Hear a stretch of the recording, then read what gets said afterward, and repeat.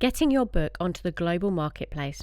You now have your masterpiece created, finished, and exported into a folder containing all of your print files, including EPUB and any others. So now what? The next step is to get it onto Amazon and upload it to a distributor platform that can ship it to any book retailer globally. I'm now going to walk you through this process. Firstly, you need to set up an account with Gardeners. There are several advantages to this. They're a distribution organisation, which means that once your title is uploaded and set up with them, they can get your book out to retail outlets, independent bookstores, libraries and schools, and even chain retailers.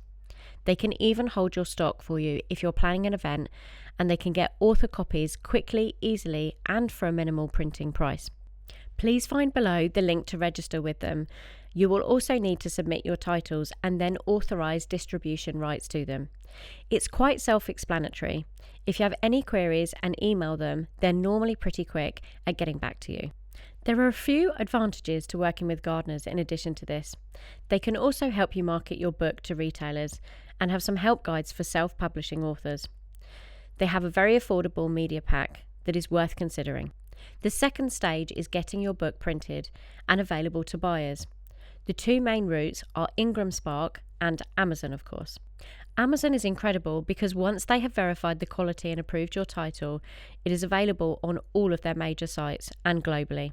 Once you have completed both of these steps, it goes into a queue and can normally take anywhere from 24 to 72 hours for Amazon to approve it.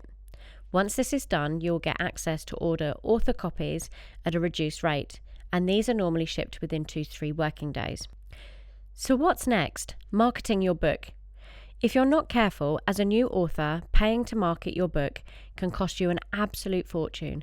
And unfortunately, I've seen so many authors pay for marketing that just doesn't work, and it can easily turn into a big money pit.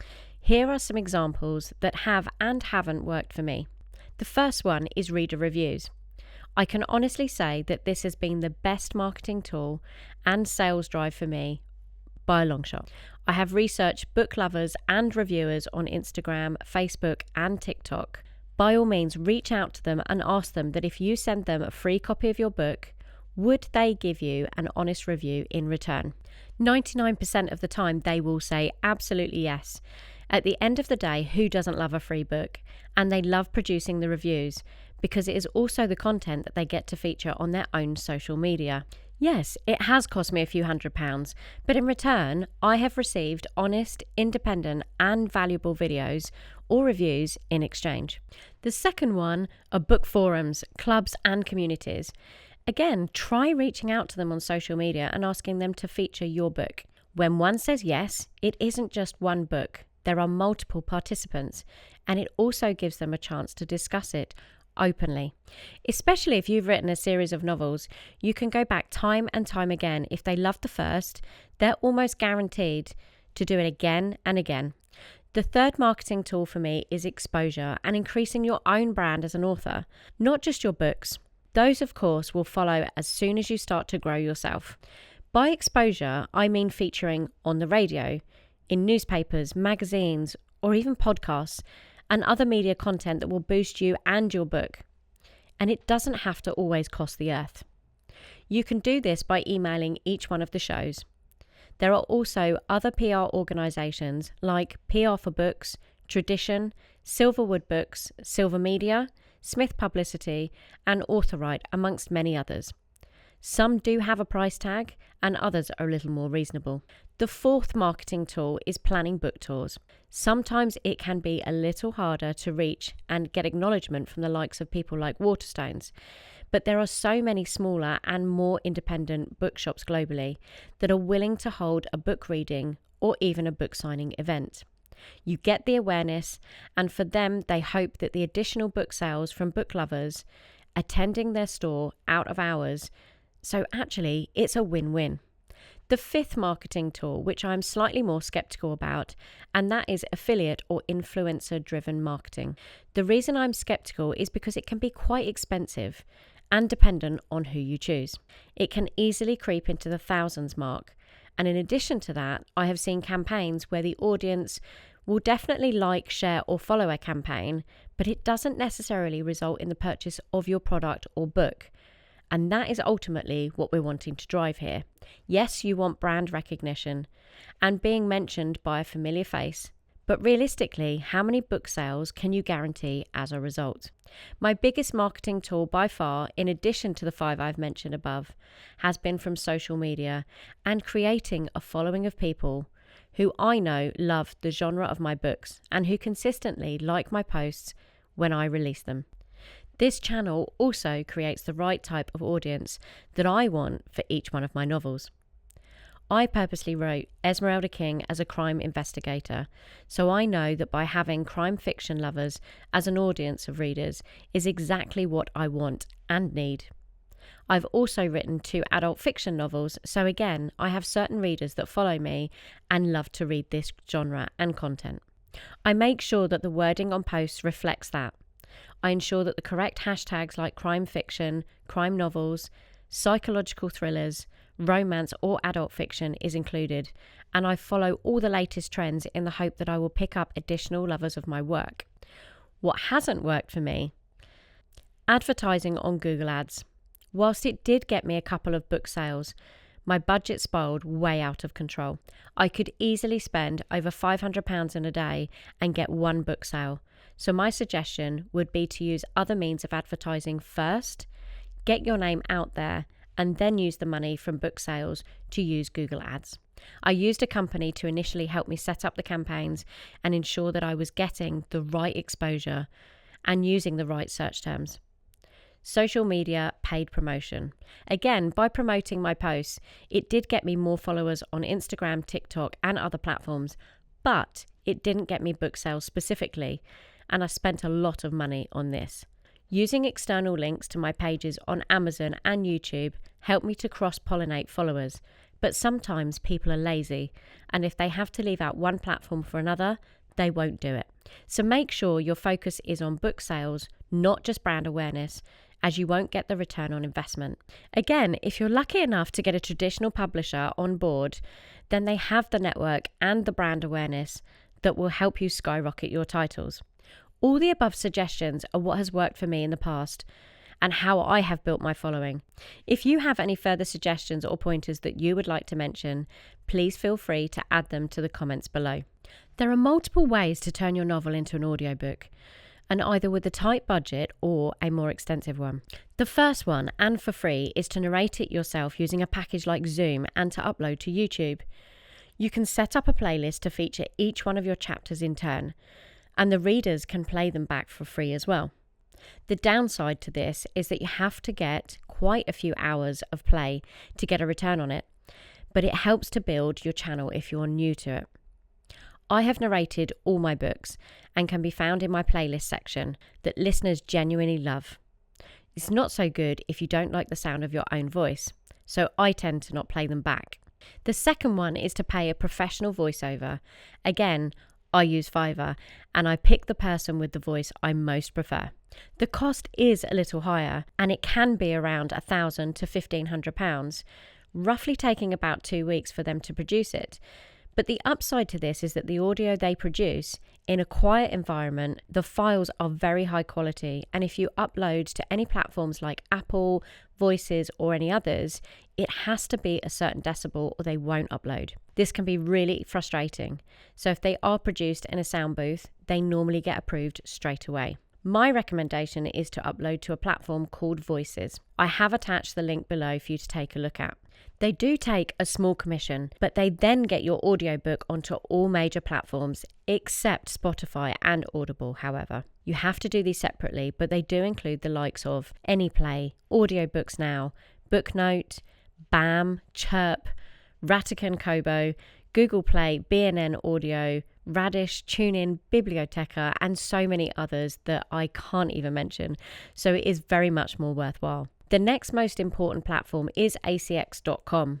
You will need to upload your title to them, as this is the best way to get onto Audible, and you will also find a lot of listeners like to listen to multiple books over on there. I have placed the link below for you to click on, but I do have a separate segment later on the series for you to take a look at. You will need to set out your chapters, Keep the naming conventions consistent and then upload the audio files and to accept the audio quality of each of these. I do get a steady flow of listeners every month from them, and the royalties are around 50p to £1 every time somebody downloads. They can also set up advertising and marketing campaigns to reach listeners, so I would highly recommend them. You will also need to alter the cover design for your audiobook.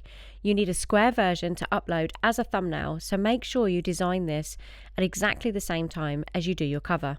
Another option to consider if you don't want to pay a lot of money for a narrator and aren't confident enough to produce your own is to use a software platform. I do have a few here which I've researched into along with the pros and cons. 11 Labs is a great tool and features text to speech, which means that you can enter your own chapters and they will convert it for you. The downside is that sometimes it doesn't come with the emotion when an actual person narrates a book. It is simply just reading the text. So my opinion is I don't like AI because it takes out the creativity of an actual human producing the work. The pricing for this starts at around $10 per month and goes up to $100 per month and is a subscription method. So again, it's another cost, but slightly cheaper than a professional narrator. Another platform that I see a lot of self-published authors use is Hume. You can find the link below. Their pricing is slightly different, and it can easily get quite expensive, as they tend to do this based on the number of characters or words you use, for example. So if you're trying to get a book narrated, the price can easily escalate, but the quality of voices produced are really good, and sometimes you wouldn't know the difference. So I would strongly recommend taking a look at this. One tip that I found extremely viable was recording the audio and then creating my own thumbnail and little image to promote on social media using Canva. Canva is a really cool tool for creating graphics for any type, including social media, websites, flyers, booklets, and other media. You can also start off with a free package. Simply type into the top search field, image for audiobook, social media, and it already has pre-designed templates for you to customize.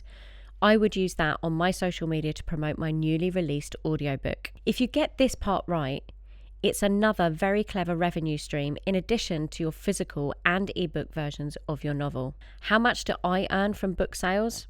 It's an interesting question. I now make a decent amount of revenue from book sales every month, but when I started, there was always a bigger chunk around launch date from friends, family, and colleagues. But from there, it soon dropped back down again. I needed to find a way of achieving consistent earnings every single month. It was important to understand for me at the beginning that this wasn't a quick money maker. I had a big budget to invest, and then slowly over time, the readers grew and grew, which meant that my income did exactly the same.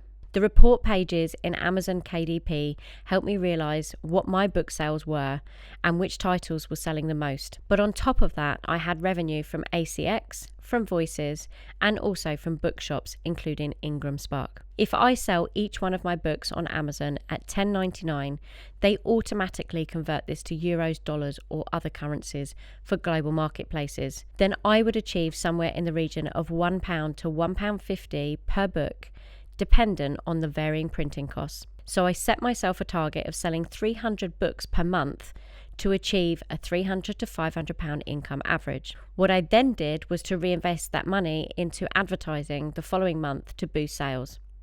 My book sales then increased month after month on this basis. I would also strongly recommend looking on Amazon to determine the sale price of your book. What are other authors in your genre also selling their books for? Sometimes Amazon will offer a special price to sell a book. For example, if you quite frequently see a Frida McFadden or a Colleen Hoover book at half price just to boost sales, remember, why would somebody buy your book at $10.99 when they can get a bestseller at $5.99? It's about ensuring that you are showing the full value of your work. You have taken just as much time, effort, and determination to writing a book as she has, so it's worth paying the full price. On the flip side, don't set your price too high at, say, $15.99 because you want to make more money when all your competitors are at $9.99. Do your research, consider how many pages, etc., and then set it accordingly. The biggest earners for me at the beginning were the book signing events. I would pre-order 50 to 100 author copies of my book from Ingram Spark, which were around £5.50, and then sell tickets with the help of my local independent bookshops and get readers to pre-order copies, split the profits with the bookshops, so it was in their interest to also promote it. This way, I earned more like £2.50 per book, and I was able to promote the event across multiple social media sites and get a following this way. It also meant I could reinvest my profits into doing the next, and so on. I would strongly recommend reaching out to all of the independent stores in the country, even if you do this on an evening or a weekend, and then grow into the more mainstream stores like Waterstones or Barnes & Noble. Secondly, I would strongly recommend affiliate sales on TikTok. There are multiple readers who are willing to promote your book and have them resell your books on TikTok store, where they're making a profit of, say, 20% as an example. Again, I have placed a link below to TikTok store and an explainer video on how to set it up so that you can achieve an income on here too. For traditionally published authors, their revenue is slightly boosted, and it's by following and advertising and all the marketing efforts that they invest into you as an author. I like to set the price of my book at the beginning and ensure it is printed on the cover design at the back. Then if it does become discounted at a later stage, it means that the reader feels like they're getting great value for money. Good luck with your book sales. It does seem hard work at the beginning, but once you start to see the revenue skyrocket, it really does make all the difference.